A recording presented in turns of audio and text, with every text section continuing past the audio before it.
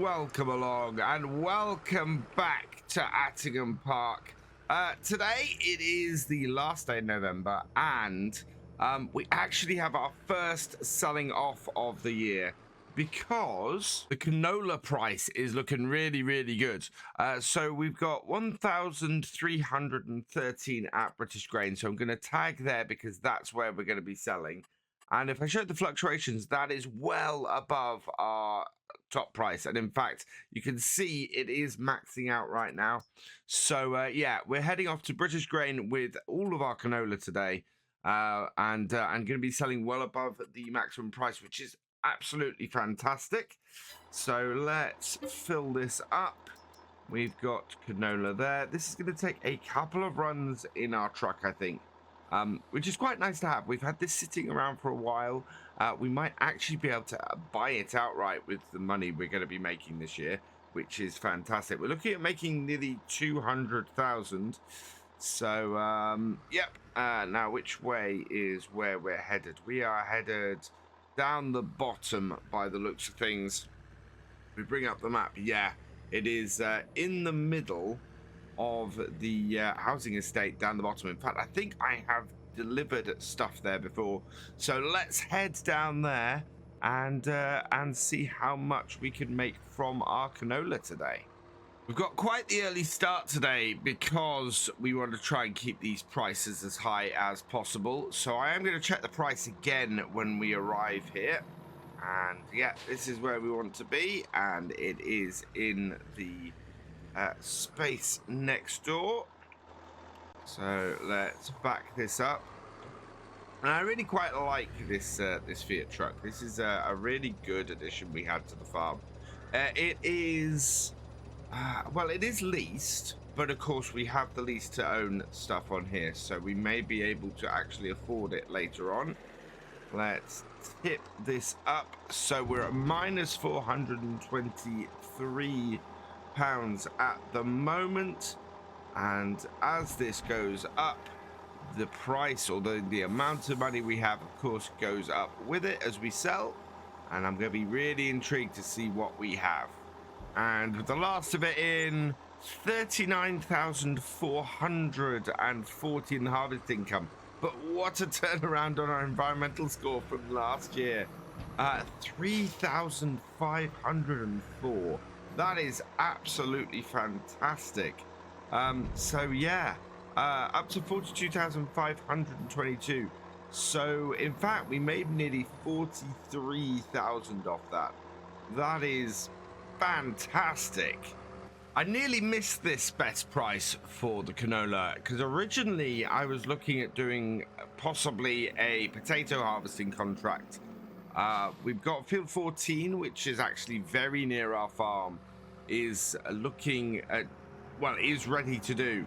And it was only because I was going over stuff and going, well, there's not a huge amount of time to do this contract, that I had a look and went, oh, actually, we need to sell off our canola today. And I have one rule: even if it would make us a lot more money to do the contract, our farm comes first. And if we got to sell off our crops for the best price, then that's what I have to do first. So we're really good in the price at the moment. We've got another 12,000 liters to go, so this is going to be about another 15 to 20,000 that we get off this.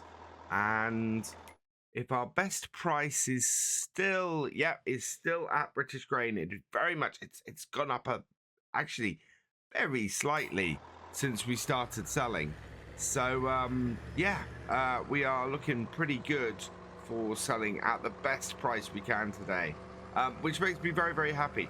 It does mean we probably won't get onto the potatoes because while if I pick up a potato contract today, it would still be available next time, and we'd have to continue it into the next video or do it on the next video. For October or for December, it's not very realistic to be harvesting potatoes. I mean, you're out of season for that. Having said that, there is still a sugar beet contract. So what I'm thinking is, for December, we do have another sell-off to do, but for December, we might go and do the sugar beet contract, bring some extra money in realistically during that time, and yeah, at the same time, also get our sorghum sold off and make a whole load of money from that as well. All in all, I think our first year on here has been pretty good. We're looking at making a lot of money. We're probably making upward of 200,000 off our crops this year, which in itself is amazing, especially considering that we have fed a big chunk of our crop to our pigs. I mean, all of our barley went into the pigs this year, who all seem to be doing pretty well, to be honest. Reproduction, we are well on the way. And base food, and yeah, so they're slowly working this grain down, and we're slowly building the rest of the food up and keeping them fully fed at the same time. Their health is good. They've got lots of straw, and their slurry is yeah, we've got 22,000 liters, so that should be fairly good at the end of the year as well. Money wise, we're up to 59,901. I actually missed exactly how much we made, but I said we'd be up to 50,000. We're knocking on the door of 60,000 actually, and our total harvest income today is 55,232, plus 4,900 in the environmental score. That is utterly fantastic. It really is. I've used that word to describe this quite a bit today, but that is such a good start, and what a wonderful Christmas present to the farm to get ourselves in a position where we've made that kind of money just off our secondary crop, because our main crop is going to be the one we're selling next month. That, of course, as I was saying earlier, is our sorghum. We have 107,000 liters of it, and it's gonna bring us in a whole load of money. I think 939 is the top price we can expect. Let's just lean out here and back this up properly. There we go. Up we go. And back. Yeah, 100 and or 900 and 939, I think, is the best price we're expecting. So we're gonna sell when it breaches that upper limit. So it's going to be heading for around £1,000 per 1,000 liters. So that's over £107,000. Oh, we left the lights on. That we could be looking at getting from that. Oh, those are still on. There we go. And yeah, so that will send us up to the 160,000 plus the environment score on top. Means that we are going to be earning, well, as I said, we're going to be getting very close to that £200,000 mark. So our fields are looking pretty good at the moment. We've still got patches of weeds in 12B and 3. We've got nothing that needs ploughing on any of our fields, nothing that needs rolling. Everything is mulched except for field 6. And I probably should have mulched the cover crop that we had in there before I went and cultivated it in. But never mind. And yeah, we are all clear of stones across our fields. As far as actually getting things planted, so we've got the wheat into fields 3 and 12B. We are looking at putting the canola in March into 1 and 12C, and both of those are already mulched and ready to go. And then 12A and 6 are going to be our 2 fields for sorghum for this year. So that is all set up. having a look at the price of some of the fields, 7 would be 148,000. So that is a very obvious target for us. As is actually field 2, if we're going for 7. If we go for something smaller, we're looking at field 8 and field 10 could both be bought, possibly with field 9 at the same time. So we could expand our way over that side. I'm actually kind of thinking that we want to be targeting field 2 over anything that is the other side of the river. You can see it is all lower yield potential on that side, whereas 2, 14, not 14 so much. In fact, yes, my next field I think I want to target is field 2, and like field 12, I think we'll be splitting that at least 2 ways, if not 3 ways, by the look of this. And speaking of field 2, with little else to do on the farm right now, I'm very much thinking taking on this sugar beet harvest and doing this over the next few days is a good way to go. As I said, it's comparable to the 2 potato harvests.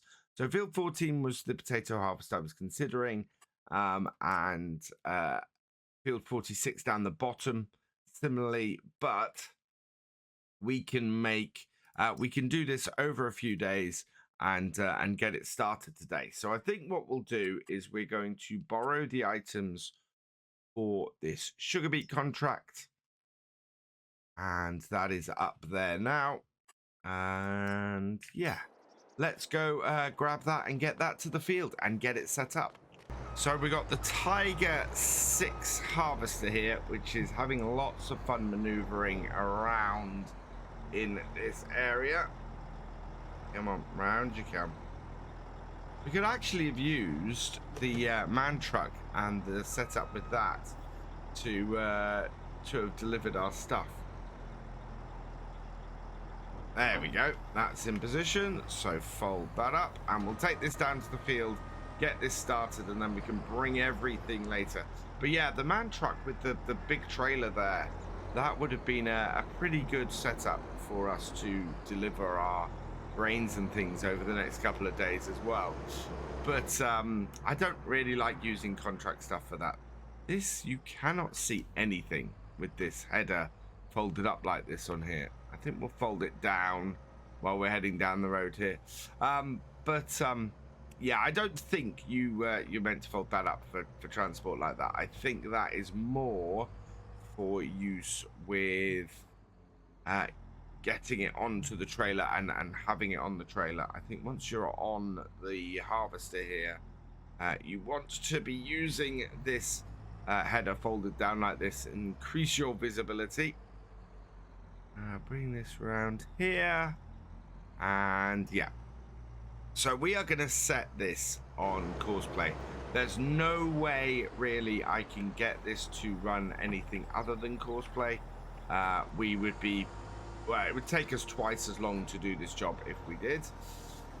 So we'll unfold this and start it up. So this is going to throw us over to 200,000, which is great, absolutely fantastic. I couldn't be happier with that.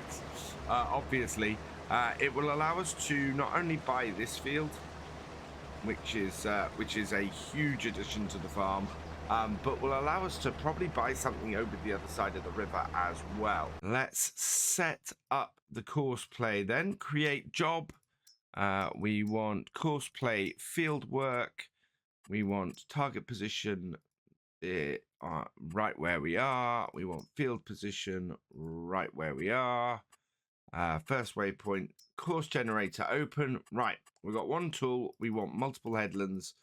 4, I think, is minimum with this kind of piece of kit. Actually, you know what? I'm going to send it around 6 times. Give it plenty of space to maneuver.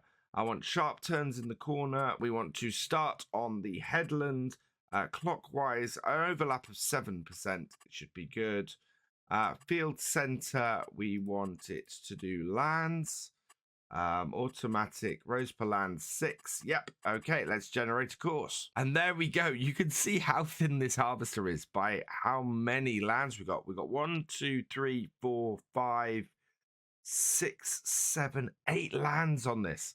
So yeah, you can see why I'm saying this will probably take a couple of days, and we'll be doing stuff in amongst having this job done. So let's get out of here then, and then we'll bring up the course play stuff. We want first waypoint.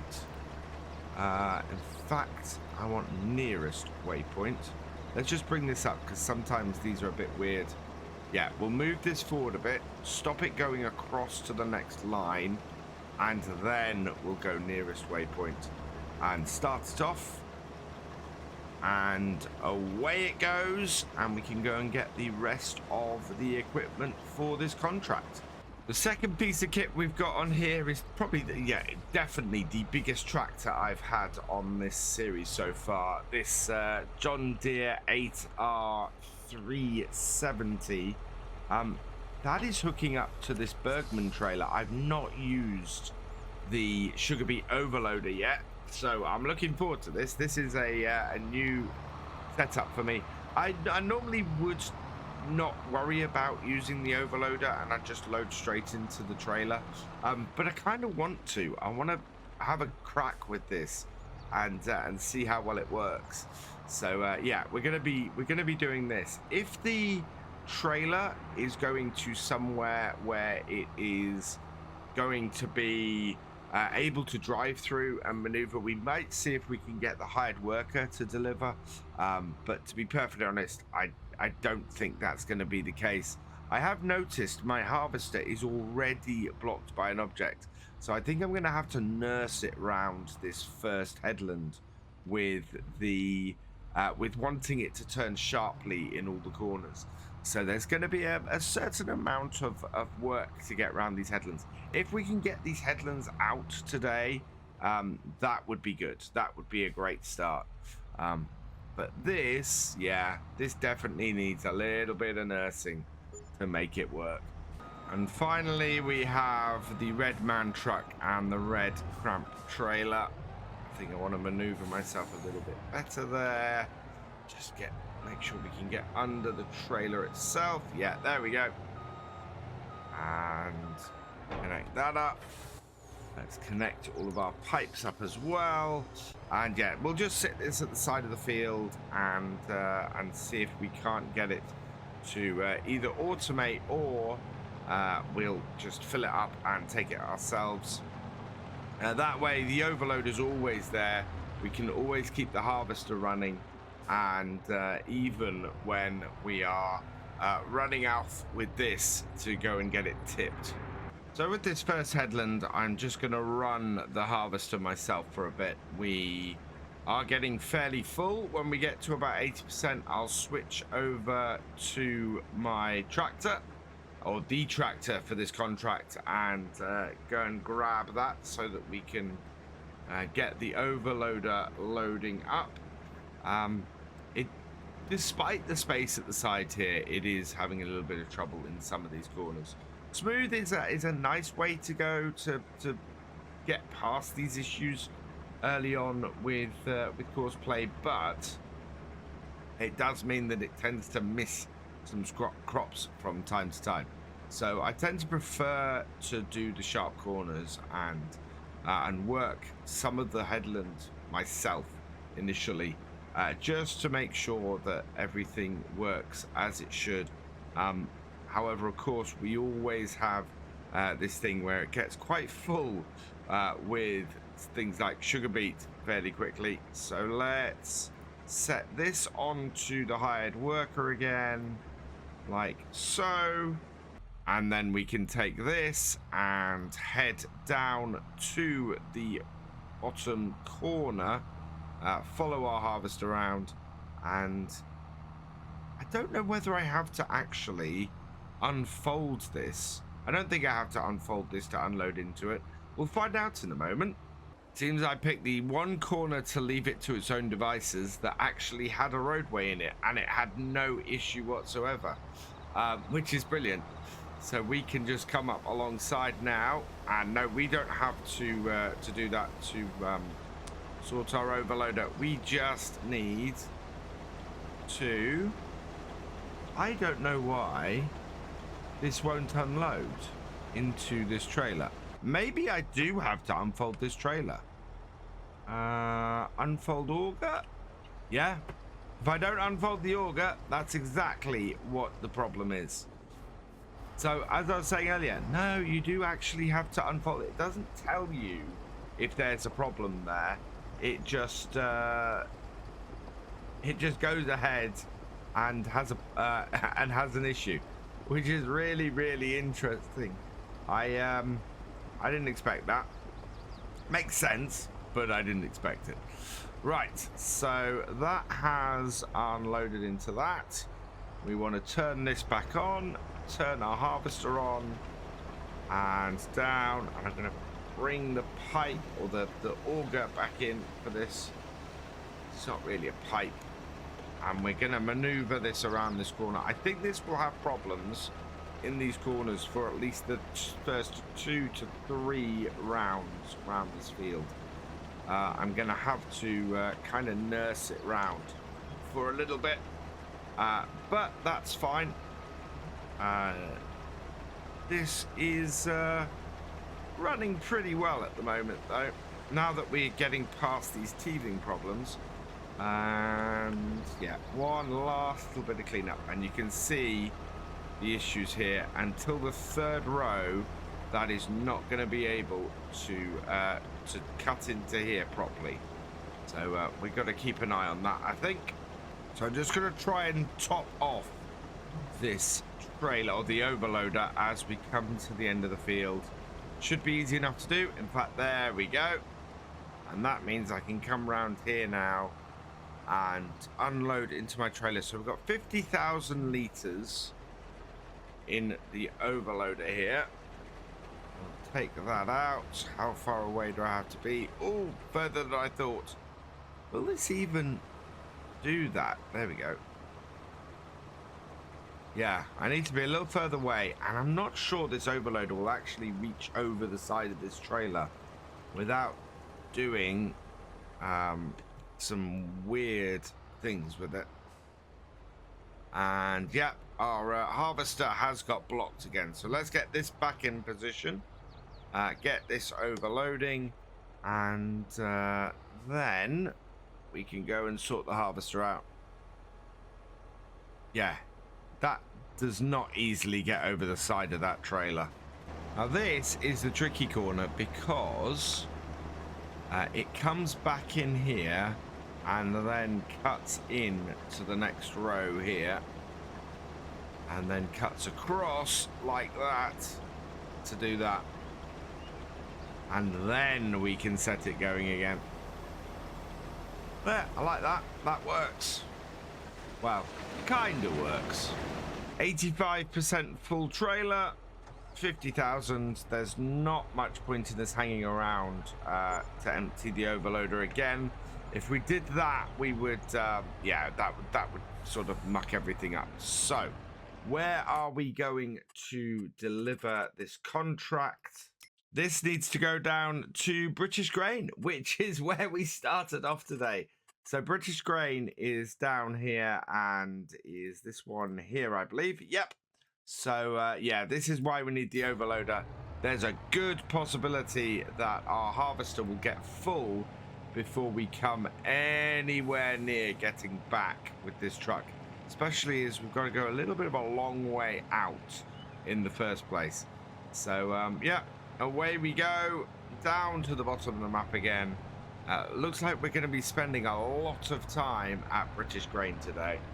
I think Field 2 is going to be actually a very good target for us. It's got a high yield potential. It's got a very obvious place to actually split it as well. So we should be able to get the split in fairly easily into 3 fields off it. And we'll also be able to, we might be able to get some spring wheat into it too, if we play our cards right. It does mean that if we manage to buy it in December, we'll kind of have January and February to get it ready, which would be great. We'd be able to very easily and very quickly turn that around. I think it's a wonderful target for us to have to grab field 2. Oh, this does not like this shed. Yeah, done a little bit of damage there. We've also transported 8% of the total sugar beet we need to transport for this field. So that's good news. Next time we'll keep the trailer a little bit out of the shed, though, I think. Meanwhile, our harvester is reaching the end of the field and looking rather full again. So we need to get it unloaded into our overloader. And then that will be nice and full and ready when the truck gets back up to the farm. I'm kind of wondering if I can send the truck via a hired worker back after we have delivered that. That might be the way to go. That way I'm not spending all my time just driving along and dealing with the truck all the time. Although, quite honestly, I'm not at the moment. The big question I've got at the moment is it's 3:20 in November. Can we get one more headland knocked out today? And really get the meat of this contract. Started. But I think it's going to be an interesting one. The harvester is definitely having an easier time going around the field this time, which it didn't last time. It managed to, I think I only had one corner where I had to reposition it this time. No, two. The bottom corner in the south east and the bottom corner in the southwest, I think, were the two that gave me trouble. So yeah, we'll get this emptied out. We have a little bit of rain, but it looks like it's only going to be a shower. It'll make things a little bit darker, though. I was expecting to skip the winter this year, but the way things are going, it looks like we might have a very busy one ahead of us.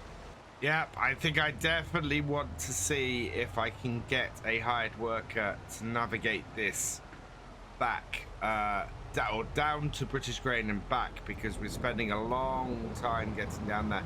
Also, I've lifted the belt here up a little bit, so it now doesn't clip quite so badly, which is good. Kind of pleased I found that function. But yeah, we're beginning to get this to work in the way I want it to. Nice and smooth, a well-oiled machine will make this whole job much easier going into the final stages of it. So that has emptied out 85%. Let's see if we can get a hired worker doing the transport part of this. So I know it won't be able to tip at British Grain because I can barely tip at British Grain. So we will do a go to, and I want you to go to here. So just outside. Is it gonna go? No, that hasn't worked. Let's try that again. So create job, go to, and I want you to, I will send it to go to here. Start job. No, looks like it thinks it's unreachable. The evening is drawing in as we make it down to British Grain. Yeah, there was no way I could get the hired worker to navigate down to here. It would just not do it. So I've brought it down myself, and we're just going to back into the sheds here and then pull out far enough that our trailer doesn't catch the roof this time. And back it in, straighten up a bit. That's not going to straighten up in time. And then, yeah, we can just maneuver this in and get it to tip. And as soon as it tells me it can tip, is when I'm going to tip. Like about there. Right. that should now deliver all of this into here. Hopefully without catching that roof. It's going to be close. Oh, and just a little bit at the end. Enough to actually push us out. So yeah, we need to empty half of the trailer and then empty the rest. We are 16% complete for transported, but also we are 22% of the way through the contract, and this is why I'm pleased we have the overloader up at the field, because with our truck going to be coming back, we can get this emptied and keep it moving, because we really want this field to keep running as smoothly as we can. And there we go, 3.5 of the headlands are done, and now we have a nice full overloader to fill into here, and we'll just take the last little bits out of the harvester and get that done as well. But that is a great start. We are about 25%, in fact 24% at the moment of the way through. By the time I've delivered this trailer full of sugar beet, we should be 25% of the way through, and that is a good place for us to leave it for today. We will continue this and get this done, get some nice money in from it, as well as selling our sorghum next time. For now though, all that remains is for me to say thank you for watching. I hope you've enjoyed this video. Please leave a like, drop us a comment and give it a share. Special thanks to all my patrons and channel members. Your support is invaluable in making these videos and helping the channel to grow. For more from Virtual Farmer, check out the links below, follow on Twitch to watch live, and for more videos, subscribe and ring that bell. I will see you next time. Goodbye.